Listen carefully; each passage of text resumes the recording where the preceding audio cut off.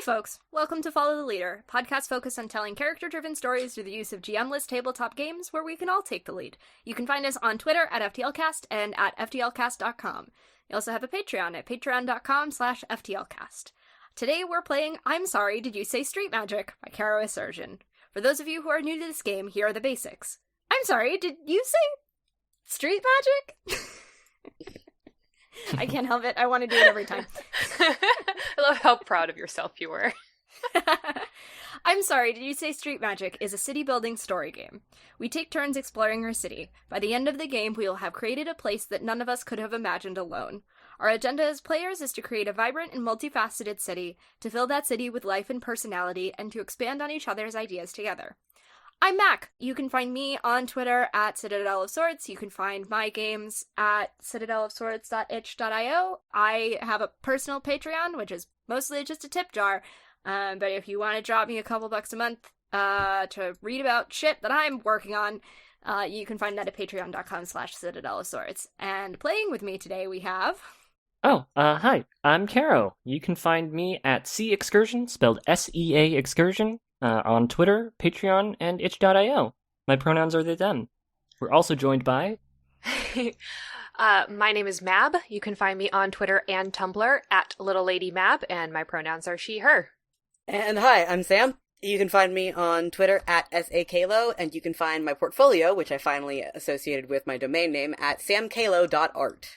Hey! Oh, hell yeah! Look at you go! Hey. Yeah! You did it! I did it! I'm so proud of you! Because I had to put it into my resumes because I was applying for a job yesterday, and then I was like, alright, fuck it, I'm just gonna go and buy another domain name with .art as the last one from Google, so make it easier for me to apply it to my Google pages. Yeah, fair Might enough. as well, you know? Yeah. Fair enough. We are part of the Standing Stones Podcasting Guild. We do live streams and collaborative projects. One of our projects includes Dumb Kids Playing Hero, an Animorphs actual play that I'm on, and just me, because August isn't here today. If you want to hear more about the stuff that we are doing over there, you can follow us on Twitter at stones_standing. With that, our lines, which are things we absolutely do not want to see, are homophobia and transphobia, racism, sexism, anti-Semitism, violence against children and animals, sexual assault, domestic violence or intimate partner violence, unwanted pregnancy, and plagues and pandemics. Our veils, which are things we're fine with addressing but will just fade to black on, are steamy situations, graphic descriptions of bodily harm, and terminal illness. Now that we've got all that, let's get started. Woo! Yeah. And then the new intro plays, which I actually don't think I've heard yet. Yeah, our new intro music, because I don't know if anyone has said it on the podcast yet. Our new intro music is done by Takuma Okada, who you can find at Takuma_Okada_ on Twitter. Their work is absolutely fucking incredible, and if you have the extra bucks to go commission a minute of music from them, do that. It rules.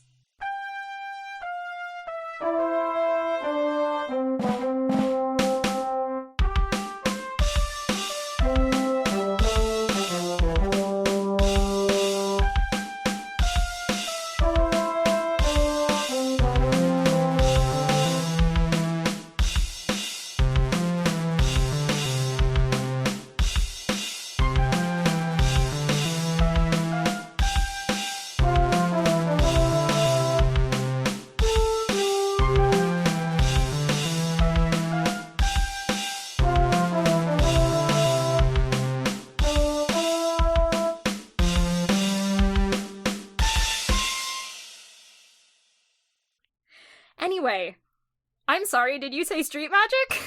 Yeah, let's go fucking street magic shit. Yeah. Typically, when I facilitate this game, I like to read out the introduction, sort of the elevator pitch, but Mac, you've already done us the service of reading that out at the very beginning, just for the listeners at home, so we can jump right into player safety and support. We've already talked about lines and veils, but I also like to have a little bit of other safety tools just to make sure that we're all on the same page. So, I'm sorry, did you say Street Magic is designed for light and pretty breezy gameplay, but, much like exploring a city in real life, it might lead us down strange paths or in unexpected directions. So I'd love if we could just maybe go over a couple other options for safety tools we can use during the game to look out for each other. Fuck yes. And we can use these at any time during play. And we can change or add these tools as a table to suit the needs as we all see fit. Safety is more important than the game itself. Somebody want to read about rest stops? So, rest stops, that is to take a rest stop, everyone playing steps away from the table for a few minutes. We use this break to stretch, catch our breath, and get some water or a snack if we need. We can also use it as a chance to talk about the game so far and the direction that it's heading. Check in and talking about a rest stop frequently, but at least once after each full round of play ends before the next begins. I will say, as someone who also baked something similar into their microscope hack, we're not super great at that part, but we're not. But, it's there. It's there for us. It's in the text. We started taking them last time we played Memoria, but that was mostly because I needed to blast my air conditioner after every round. Hey, Sam, you want to do holds?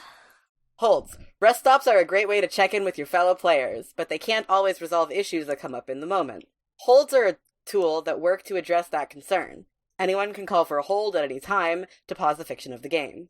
Calling a hold might look like placing an open hand or fist in the middle of the table, sending a message that says hold in your group chat for an online game, or just saying hold out loud.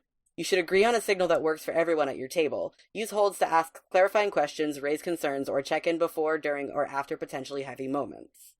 Hold's good. God. Mm-hmm. Just saying that out loud work for everybody? Are we cool with that? Yeah. Awesome. And we've already talked about lines and veils, so I don't know if we need to go over this last section. Do we want to just jump in? Let's jump in. Woo! Feet first. Okay. Oh my god, you totally pulled from Yarn Spinner here. I'm so excited. Yep, this is some big Yarn Spinner energy. Mac, do you want to read the section on setting the tone? Setting the tone. Yeah, hell yeah, I love this.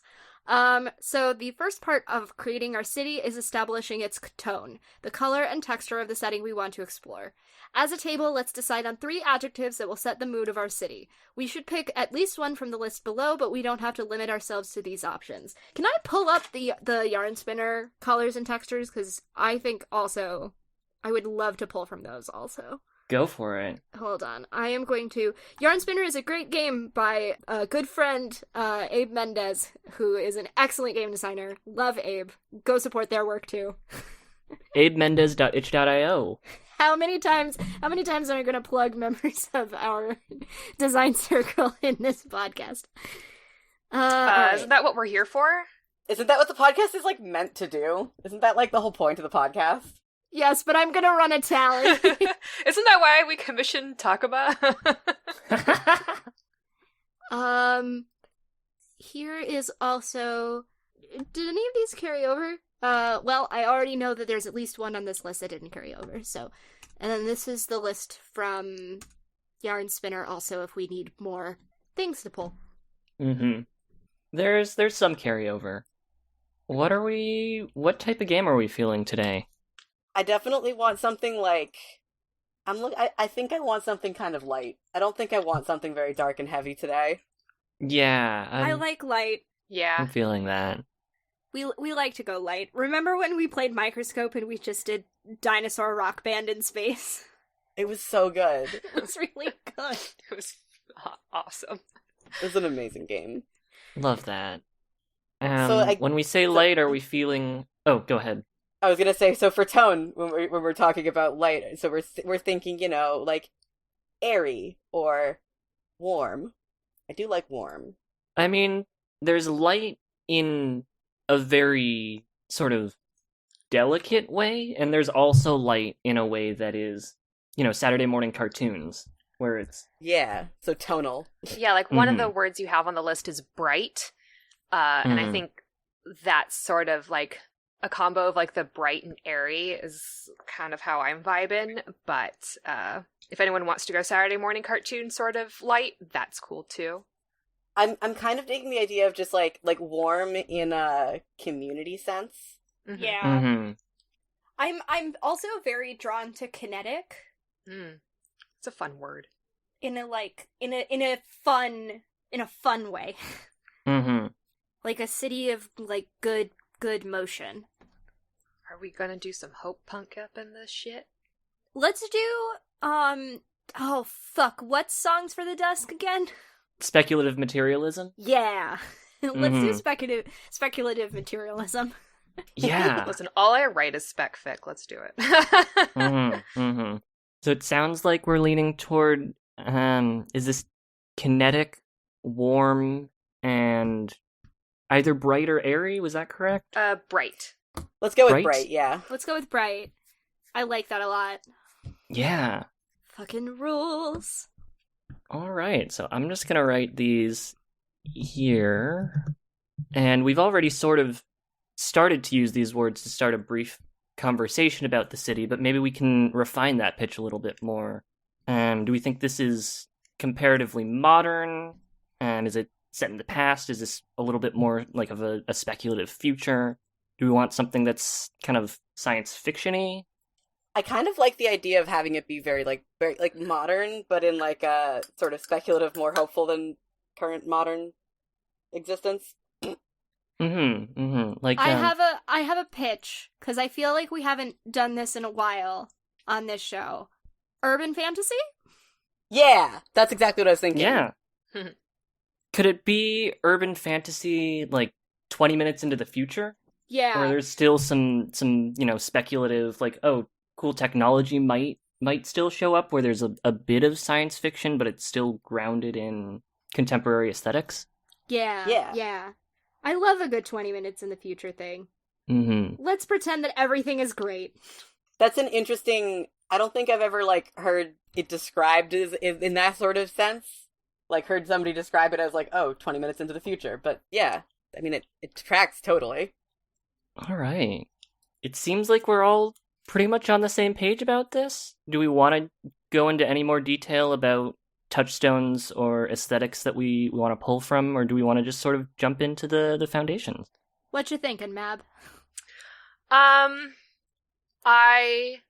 No thoughts, head empty. Sounds good. Valid. Just want to make sure that you're cool. Yes, no, I'm listening. I'm drawing at the same time, so like I'm listening, Oh, hey, same. but also like I haven't talked very long in the last 2 days, so I'm just like, I'll conserve my energy. 100%. I'll speak up if I have a strong opinion. Okay. But thank you. We're good. All right. Cool. So it seems like we've got the tone of the city. We're ready to move on. Before we start really digging in, we're just going to start by adding a few cards to the table just to sort of spark people's imaginations. So I'll go first just to demonstrate. I'm going to turn to the section on exploring a neighborhood and walk us through how we explore neighborhoods in this game. There are 3 different types of cards: neighborhoods, landmarks, and residents. And all of them kind of nest inside of each other. Neighborhoods are the broadest and sort of most overarching types of cards that we can play to build out the city. So to explore a new neighborhood, you take a blank index card. In this case, I'm just going to use a blank cell in this sheet and label it with neighborhood. Every neighborhood has the following 3 elements, which are a title, a reputation, and a true name. So titles are what the denizens of the city call this neighborhood on sort of a daily basis. This could be named after the local geography, the history of the people who live there, what types of business are conducted there. I'm going to call this neighborhood Night Market. And this is where it's sort of not really the commercial district. Its reputation is this is a place where there's a lot of festivals. This is a place where there is commerce, but it's a lot of kind of handcrafted and artisanal commerce. This is, market stalls and just very brightly colored people selling kind of their own handcrafted individual wares. If anybody has any questions about kind of the vibe or the reputation, I'm happy to elaborate a little more as I fill out this spreadsheet a little bit. And so we have the title and we have the reputation. The last thing that we need is the true name. So every neighborhood has a magic all of its own. And in order to confer a true name, I'm going to come up with a couple of descriptive sensory images that paint a clear picture of the neighborhood in our minds.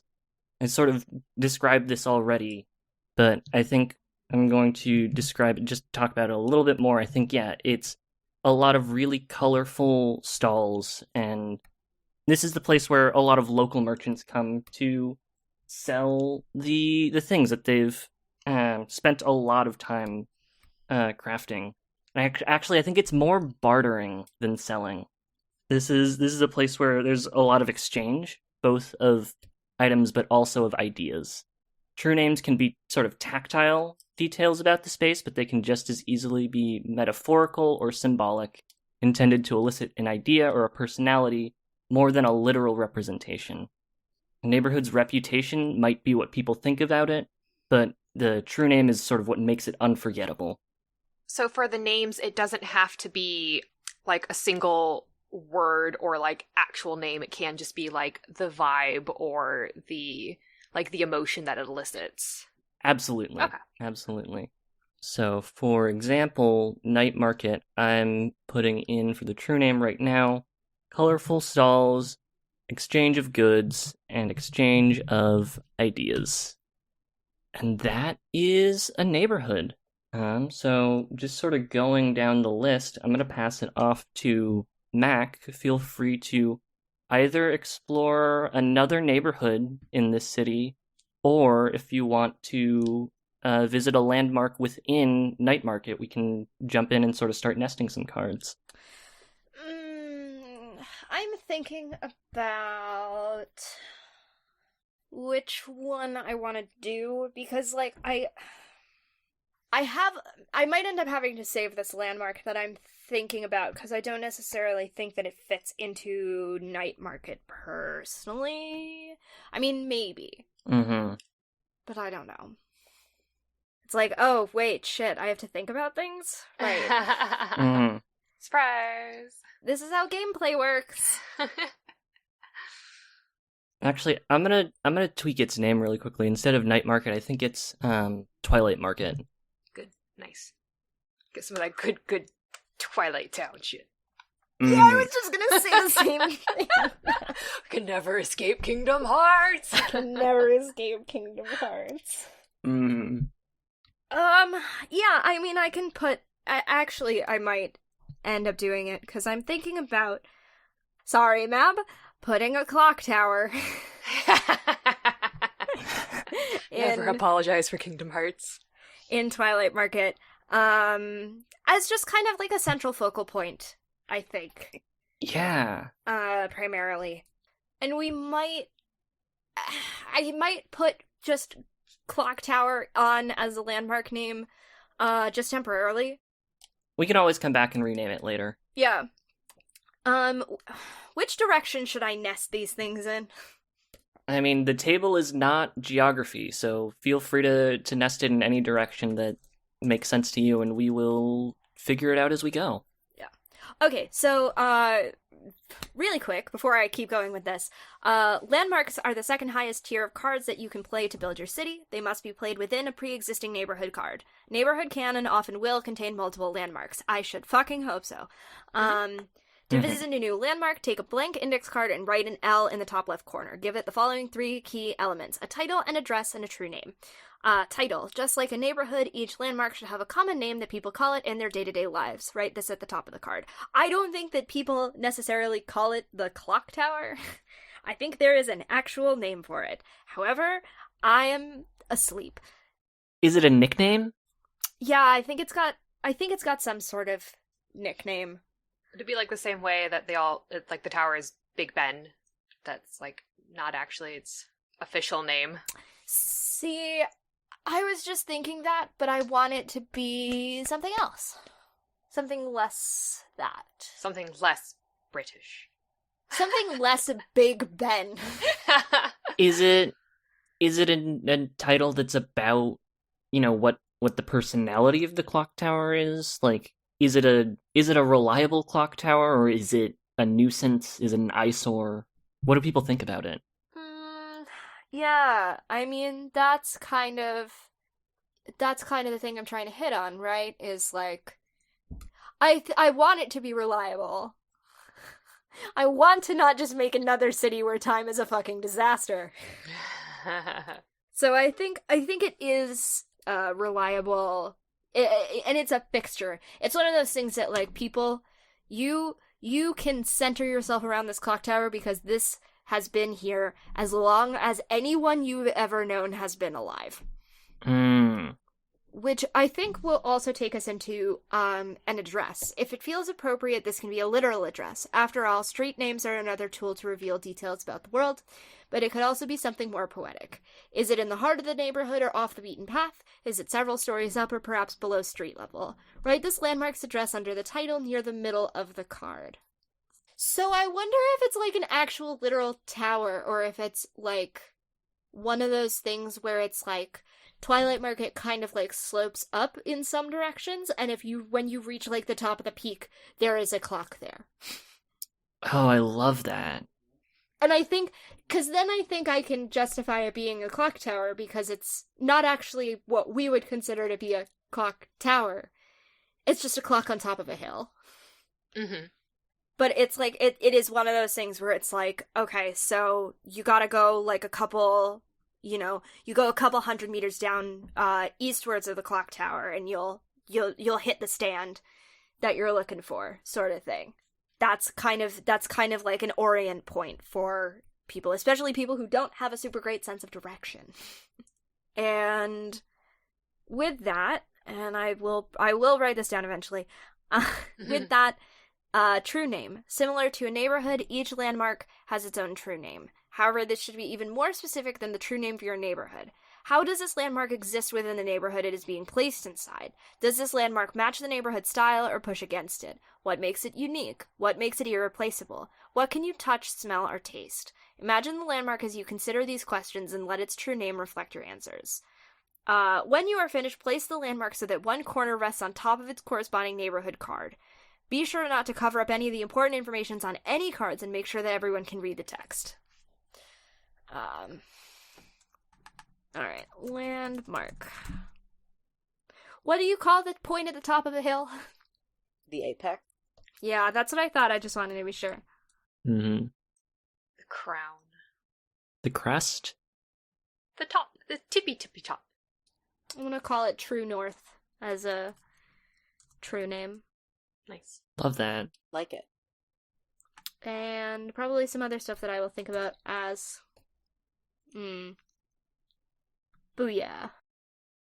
The other true name I put is an atomic clock, because it is not just reliable as an orientating point, it's also reliable as a timepiece. Love that. Cool. Mab. Yes. You can either add a neighborhood or you can nest a landmark. I'm thinking of a neighborhood. Oh, yeah. Oh, yeah.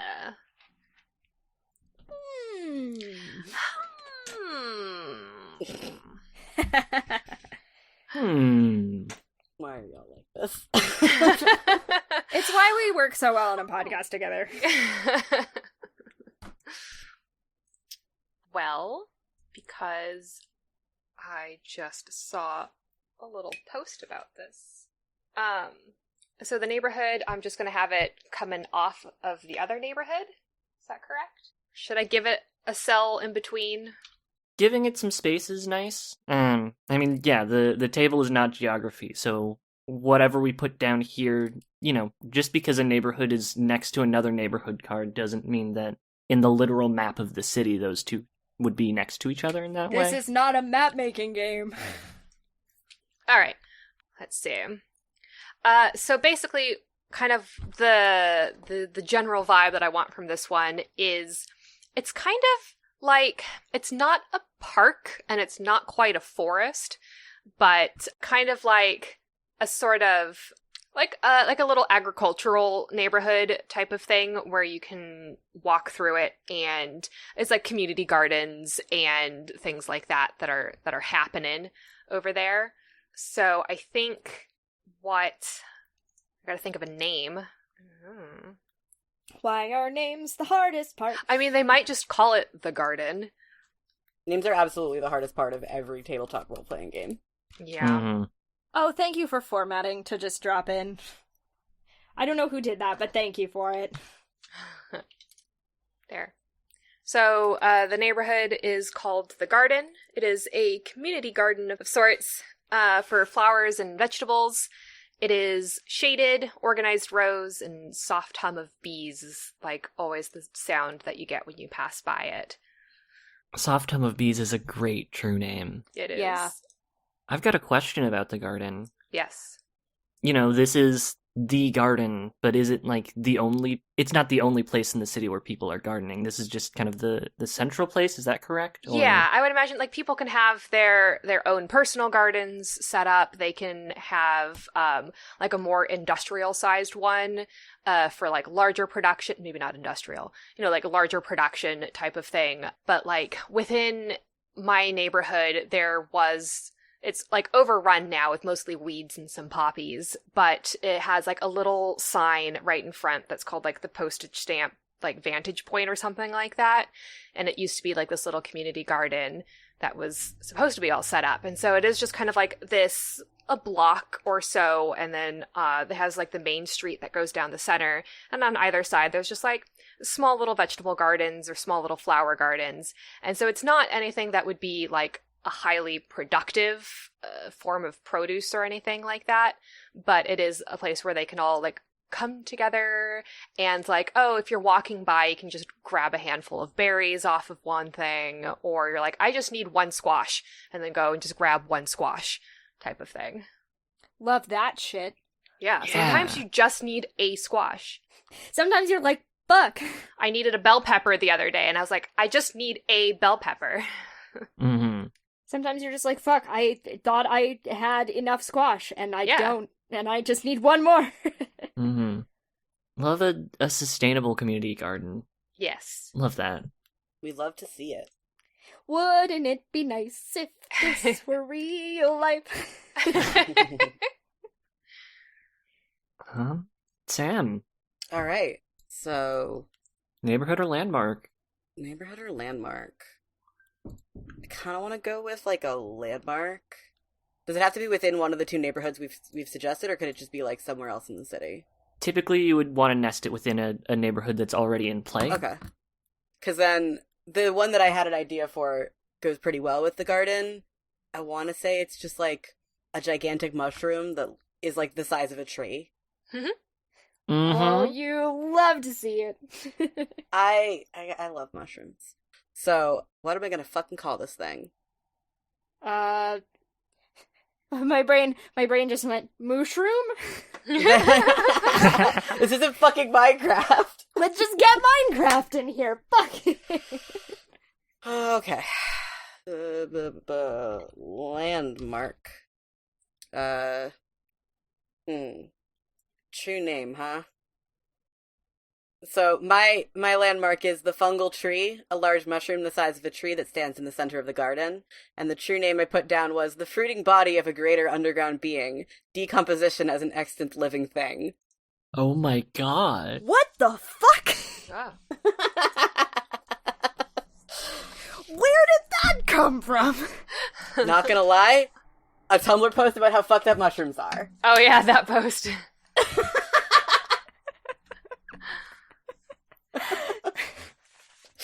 I didn't come up with it on my own, but I do love it.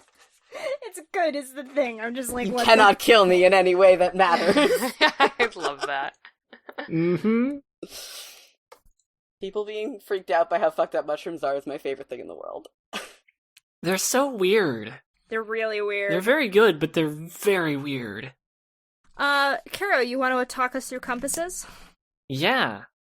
Before we do, you might have noticed that the rules haven't asked us to name the city yet. That's sort of deliberate, If, after we've laid the foundation with these 4 cards that we've put down, we feel like we know the city well enough to name it, we can agree on a name and write it kind of next to these 3 adjectives of kinetic, warm, and bright. But if we don't have a name for the city, that's not a problem. We can let it arise organically, kind of as we keep playing. We shouldn't try to force it, but we should make sure that we name the city and give it kind of a title before the end of the game. Anything jumping out to anybody? Asking us to name cities It's a bad idea.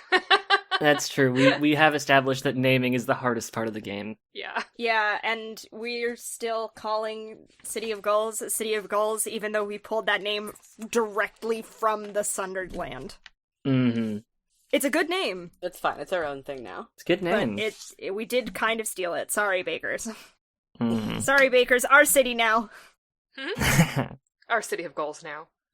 Well, no worries. We can always circle back to it later. But yeah, let's make sure that we name this kinetic, warm, and bright city at some point. But before we do, we can jump into rounds of play. Actually, before we do we need to take a rest stop? How are people feeling? I'm feeling good right now. I'm feeling pretty good. I'm good. All right. Then let's jump in. The basic overview of a round of... I'm sorry, did you say street magic? Is that one player begins by declaring the compass, which is kind of the theme or subject of exploration for this particular round of gameplay, setting the tone. Then that player wanders the city by adding either a neighborhood, a landmark, or a resident to the table, something that reflects the theme, the compass of the round, but is also nested within a card that's already there, or in the case of neighborhoods, not necessarily. And then we all take turns adding more cards to the table that are connected to the theme of what we're interested in exploring. Then we close out the round by holding an event to show the way that the city changes and evolves around us. So, compasses. The thing about cities is that they're dense and they're packed with stories that are all layered on top of each other and go in all sorts of different directions. So in order to give each round focus, one player starts by choosing a compass to keep the story moving in the same sort of thematic direction, at least until the next round. And compasses can be anything. It could be, a particular neighborhood or landmark that's on the board. It could be an institution, an object, a theme, kind of really any scale that we want. So I am going to choose the first compass, and I'm going to go with a pretty broad theme. I think what I'm going to say for this round, things that I'm interested in exploring are technology and inventions. Oh yeah, let's go.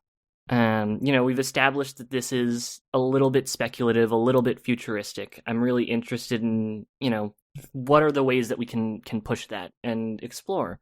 So I'm going to start, I think, by nesting... I think I'm going to nest a resident in one of these landmarks that we already have. Yes, let's go. Let's talk about residents. Yeah, so residents are the individual characters and people who inhabit the city, and they're nested inside of pre-existing landmark cards. All right, time to open Donjon. FantasyNameGenerators.com. Here we go. I think I'm gonna nest this character inside of the clock tower that Mac made earlier. I kind of knew that you were going to say that somehow. I mean, I was torn because I could also see this character going within the fungal tree, but no, I think I'm gonna go with the clock tower for now. I do want to come back to the fungal tree at some point, but we'll see if that comes up in play.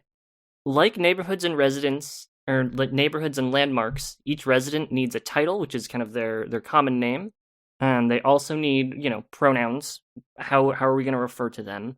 And every resident also needs a true name, but unlike neighborhoods and landmarks, the true name of a resident is established through a vignette, which is sort of a short scene in which all of the players contribute. The current player embodies the resident, and then everybody else plays various aspects of the setting. Weather, music, local flora and fauna, sights, smells, tastes, the passage of time, other characters in the scene. I'm still trying to get a sense of this character, but I think she's an inventor who... I think she's a street inventor who is interested in vending kind of... or not vending, but like purveying her wares. She is sort of I think there's maybe like a maker movement in this city where there's a lot of people who are, really interested in just tinkering and exploring weird, cool technology. And I think that she's one of the members of that space. And I'm coming up with a name. I think this character is named Caterwall. Nice. I would love a scene of Caterwall. I think she, doesn't have like a proper stall. I think that she carries a lot of her inventions with her in, like a bundle or a sack, and just sort of lays it out at the foot of the clock tower. I would love a scene of Caterwaul just interacting with people who are, either interested in bartering for her inventions, or people who she knows as part of the maker movement. Or I would just love to get a sense of like, what are the things that she crafts? What are the things that she's interested in making? And what do other people know about her? Hell yeah. So the current player begins by describing the resident's sort of interior thoughts and actions, and then everybody else, feel free to jump in, describing sensory details, other characters, other things that are kind of happening in this scene. So I think that we do kind of start. It's probably midday, and Caterwaul is, I think she's sort of got a very tall, lanky figure, and she's carrying this bundle. It's like a picnic blanket almost, that's kind of bundled up and slung over her shoulder. Her back is a little bit stooped, kind of a little bit apologetically. But she makes her way to the foot of the clock tower and sort of unties the knot and lays it out. And all of her weird, strange, small inventions are kind of at the foot. And I think she's just sort of waiting for other folks to walk up and take a look at what she's presenting. I think it's a warmer morning, I want to say. Mm-hmm. Like it's definitely like the point in the morning where people are going, they're going around and they're walking outside because it's gonna get hotter later, so we might as well do it now. So even though it's still like early, I think that there's definitely still there's a good number of people out and about, kind of perusing. Mostly, I think a lot of people this early are still just kind of window shopping, as it were. That makes sense. I like the idea of maybe not from her stall or her blanket, but like a stall or two over, there is a very like light little musical sound from someone else's like little music boxes, or they have like little small things that are just like wind chimes in the very like light breeze. So there's a very faint musicality to it, and that she's like really familiar with it, and it is a comforting sort of like soft sound. Yeah, this is probably, I think a lot of people have regular stalls. Mm-hmm. And even though Caterwaul, is, doesn't have like a stall, I think that this spot is kind of her regular spot. Yeah. She probably looks over at the vendor as the chimes are tinkling and, says something to the tune of, "Good wind today. It's, probably not going to stick around with the heat, but any good sales?" Not as of yet, but still hoping. You've always got the best wind chimes. I've always said that about the work that you do, Trying to think of something. Conversation doesn't have to continue on much longer than that. Yeah. Because I think someone comes up probably to start, perusing. And I think it's fun if it's like, you wouldn't necessarily expect what Caterwaul is selling to end up next to a wind chime merchant. Yeah. I'm trying to think about what are the things that, what's a fun juxtaposition there? Maybe like little terrariums with like either something magical in them or something very mundane, but like little terrarium worlds. Oh, I love that. It's almost like, what if you took a hydroponic garden and made it and stuck it in a mason jar? Oh, that rules. Yeah, like that kind of shit. I love that. And instead of like getting all moldy and gross, it actually thrived. Yeah. Yeah. That's the problem. They always get moldy and gross. But I think, she's a little bit of an inventor. I think that maybe it's not just about the jar, the terrarium itself, but it's also about, as this person is looking over these jars, and And they're all kind of various sizes. Some of them are literal mason jars. I think some of them are a little bit bigger. She kind of gestures at off to the side of the blanket. There are small kind of mechanisms they look almost like headpieces. And she explains that these are filters that she's invented that basically make sure that the mold doesn't kind of get through. I want one. Mood. I'm curious, Mac, does this person who's interested in Caterwall's work barter for it, or is there an exchange here, or is it just window shopping, as you've mentioned? I wonder if in this case it is someone who's bartering because they came back this morning specifically because they have been window shopping and now they're coming back and they're going, okay, I'm gonna do this. Mm-hmm. You know when you go, like, first thing in the morning because you're like, all right, I have a budget, I have these artists that I have been looking at for months now, and... You mean every single con? Yeah, and it's like... Yeah. Going straight to their table. I know exactly where it is. I cannot get sidetracked until I've gotten these 5 items. And this is what I'm starting with because I have had my eyes on this for months, and I finally got my most recent paycheck that I don't have to put into savings anymore. Speaking from experience. Oh, I miss going to cons. Yeah. But it's just kind of like, they're just kind of like, okay, I am here, I am ready, like, this is what I got. Is it commerce or is it bartering? Is it a trade? It might be. It depends, I think. It might be that they have, like, enough of, like, currency scraped together to, like, not have to make a trade, but they've got, like, a little bit of extra just in case. Mm-hmm. You know, they're, like, perfectly willing to make concessions. Definitely. That makes sense. And to tip. Because I'm me. Of course. Yeah, and I mean, I think that honestly feels like it's, this is a snapshot of Caterwall in her element. She's, just doing this business. This is her day-to-day. And I feel like I, from this scene, have gotten a glimpse of her true name, so I'm going to write this down on this cell. Caterwall, she, her. Her true name is a picnic blanket, green clean terrariums, and mason jars. Nice. And that's her.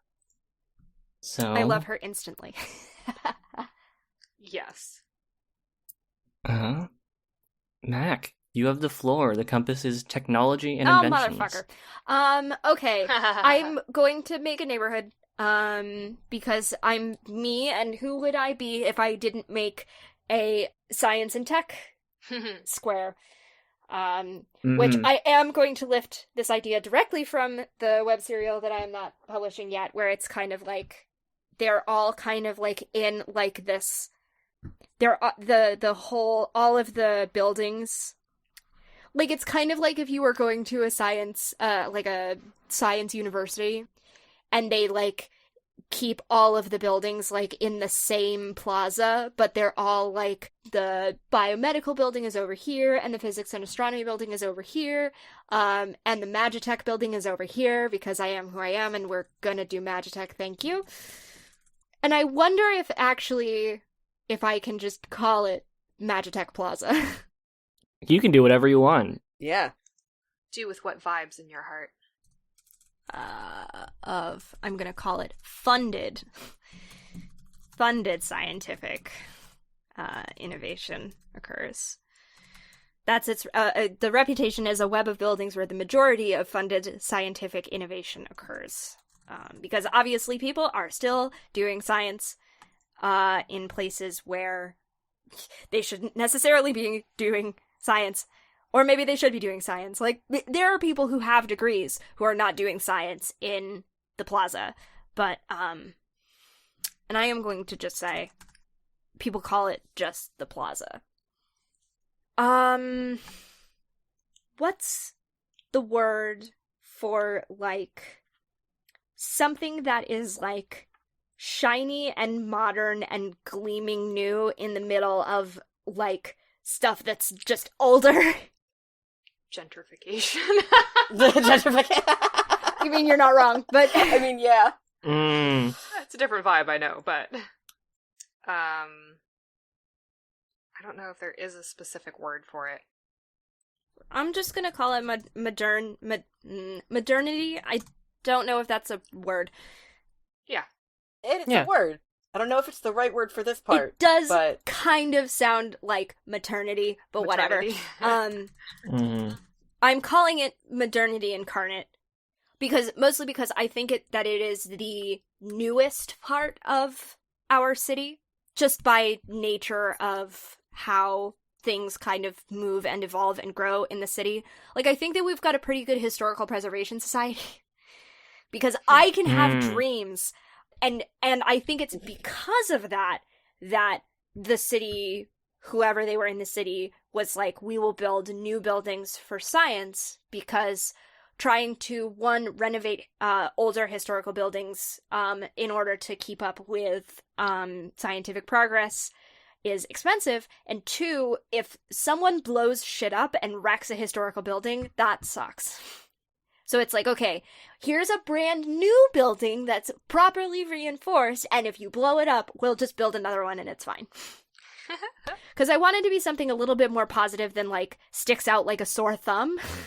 Yeah. Yeah. Because I think that it is, like, I think that people do kind of, like when someone new comes to our city, they go, oh, and that's the plaza. This is where science happens. It's pretty cool. Like, and I think that there's, like, tours. Science. And, like, Neat.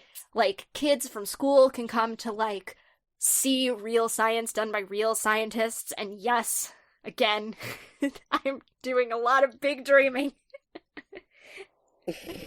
Let me have good things, It's fine. please. It's fine. I believe in the science dreams. So, yeah. Yeah, I think that's what I got. That's a neighborhood, all right. It's a neighborhood, all right. That would be Mab. Okay. Yep.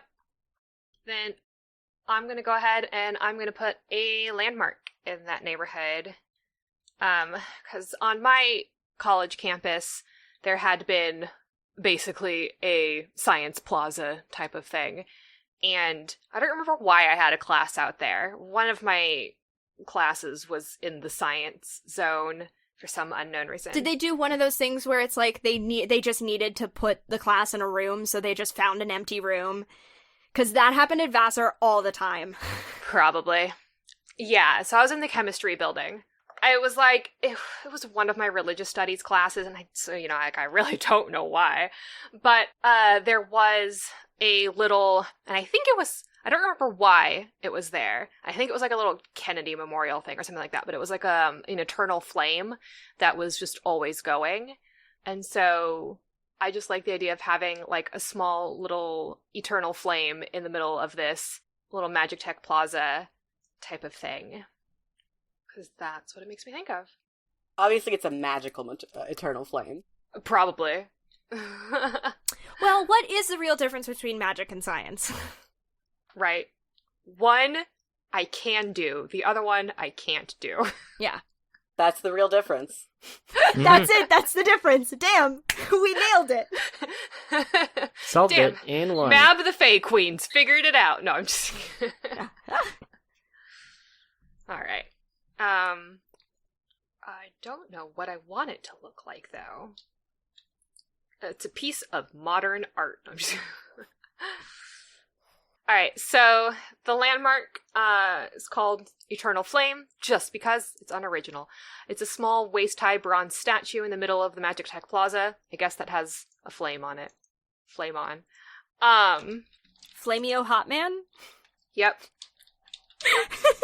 I'm so glad that we're all big nerds. Mm-hmm. And the true name is a reminder that will never be extinguished. Good true name. I've got a question about this statue. Yes. Is it abstract? Does it have a particular shape to it? Is there, like, if you were looking at it, would you be like, oh, this looks like a plant or a figure, and then you get closer and realize it's a statue? Or Yeah, I'm trying to decide what. Like, I don't want it to be like, it's a candle or a torch, because that just seems kind of, like, flat and boring. So, like, I don't know if it looks like a tree trunk and then the flame is the foliage, but it would be a small... That's pretty sexy. Yeah, for like a small little waist-high statue, but that sounds cool. I'm going to just turn on the whole lighting designer thing full force. Yes. Please. And just be like, can we just stick some Edison bulbs in here? Fuck yeah. Edison bulbs rule. Tiny little street lamp. That would be cute. Or maybe there's like a little street lamp by each of the buildings that's fed from it. I like that. Or like over their doorways or something like that. So like that tiny little Edison bulb over each of their doorways that connects back to this tree. Mm-hmm. Neat. And then if you want to add the Edison bulbs, I don't know if that'll be like a landmark of a landmark, or add a little memo to the cell, or just add it into the cell. I don't know. I mean, what we say is always more important than what we write down, certainly. So True. Given that this is an audio medium. It's more of, will we remember that they're there? Ah, true. Well, we do have it on recording, so... That doesn't mean much for me. I'll forget by the end of this recording. For all you fan artists out there, please remind me what it looks like. Do we have fan artists? We got Izzy. And you. me, I guess. I guess technically me, but I'm very limited in what I do. Same. My skill set That extends has to... a flame from in the place of the foliage. I know words well. I don't know. I was just like, how do you describe a tree? It's one of those days. It's fine. Everything's It's one fine. of those days. It's fine. We're all having a good time. That's what really matters. great and good. Hey, Sam, it's your turn. Oh, it is my turn, huh? I guess I could introduce a resident. Or you don't have to go in order. You can do another neighborhood, another landmark. Which isn't to say you shouldn't introduce a resident if that's what you want to do, but I do want to say you have options. I sure do. What do I want to do?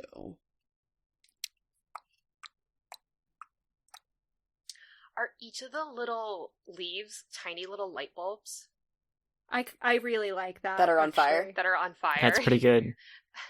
They contain the fire. Ooh, it's like light bulbs that are, instead of being like light bulbs, are just full of fire. Yeah. That's where the magic comes in. Because Yeah. that's not possible in physics. This is That's what the magic hits in. this is why it's Magitech Plaza. There you go. Sam. Well, okay, but here's the other thing. You think about Centralia out in Pennsylvania, where the fires in those coal mines have been burning for, what? How long has it been? Oh well. 20-something, 30, 40 years? Long-ass time. Long-ass time. Continuously, without going out. But they're not inside of a sealed light bulb. Anyways, it's fine. It's fine. They don't necessarily have to be, yeah. I'm going to introduce another neighborhood. And the neighborhood is going to be the docks. Ooh. Nice. Ooh. I still don't know how to format this, so I'm just going to let somebody else do it. And so the docks are, sort of nearby the Twilight Market. Mm-hmm. I would say that, trade comes between the docks and the Twilight Market pretty frequently. People will bring their stuff in, from a boat. Mm-hmm. And I want to say that the docks are on not, the ocean, but, a really big lake. So... Has anyone read Clive Barker's Abarat? No. Babies, all of you. No, I'm just kidding. It takes place in some Midwestern state, but there's a dock in the middle of a grass field, and it's just this giant, it looks like it could just be a giant ocean of just grass, and that was my first thought. But I also just a giant lake. And they're like, is this an ocean? No, but there's plenty of other people on the other side of the lake that we don't get to visit all that often. Like the boardwalk in Welcome to Night Vale? Yeah. Anyway, please carry on, Sam. Yeah. God, now I have to come up with a true name. Sure. Okay. So, wow. Great.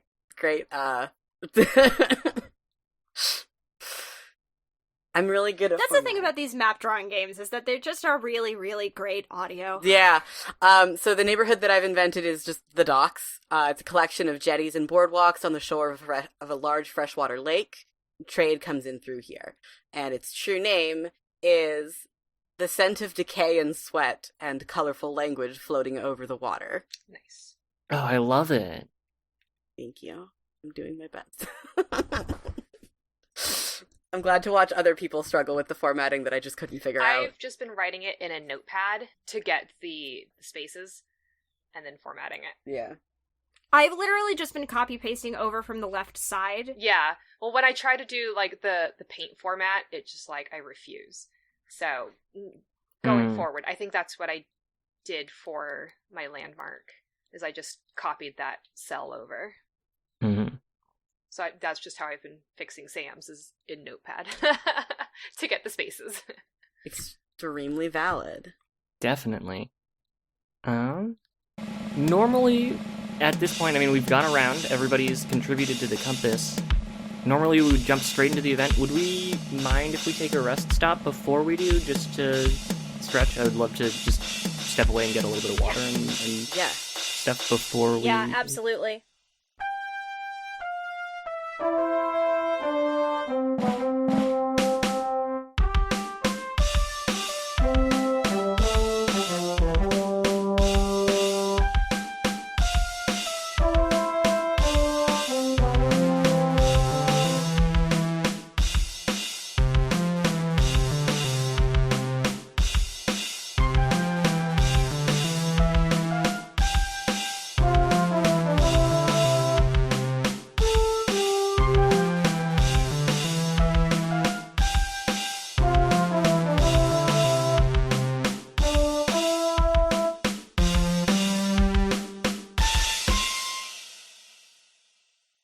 Hi, it's August, and I just wanted to thank you for listening. If you've enjoyed us, please consider leaving a rating on your podcast platform of choice, telling your friends about us, or tweeting about us using the FTLcast hashtag. We are also part of a nonprofit podcasting guild called Standing Stones Productions.